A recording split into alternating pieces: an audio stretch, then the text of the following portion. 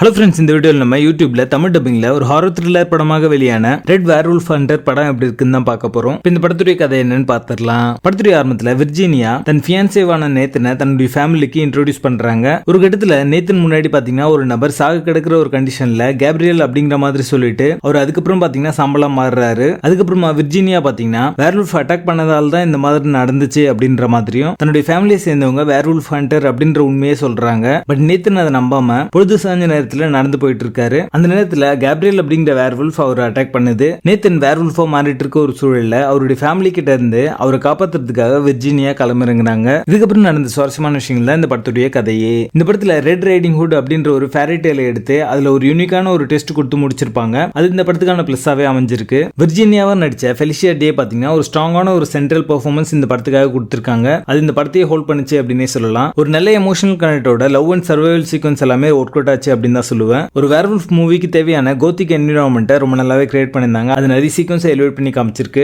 Visual effects எல்லாமே பாத்தீங்கன்னா இது சிஜி தான் பண்ணிருக்காங்க அப்படின்றது அப்புறமா தெரியும். மெயின் கேரக்டர் தவிர மற்ற கேரக்டர் எல்லாமே பாத்தீங்கன்னா கேரக்டர் ஆர்க் அண்ட் டெவலப்மெண்ட் மிஸ்ஸிங்கா இருக்கு. நீங்க இதுக்கு முன்னாடி வேர்வூல்ஃப் படம் ஏதாவது ஒன்று பார்த்திருந்தீங்க அப்படின்னா அடுத்தடுத்த காட்சிகள் இப்படிதான் வரும் அப்படின்றத கெஸ் பண்ற மாதிரி அமைஞ்சிருக்கு. இந்த படத்துல ஆக்ஷன் சீக்வன்சஸ் எல்லாம் பிளேஸ் பண்ண விதம் நல்லா இருந்தாலுமே பட்ஜெட் வந்து லிமிடேஷனா இருந்திருக்கு அப்படின்றது அந்த ஆக்ஷன் சீக்வன்ஸ்ல தெரியுது. இந்த படமே பாத்தீங்கன்னா தியேட்டர்ல ரிலீஸ் ஆன ஒரு படம் இல்ல, சைஃபை சேனல்ல ஒரு டிவி மூவியா எடுத்திருக்காங்க.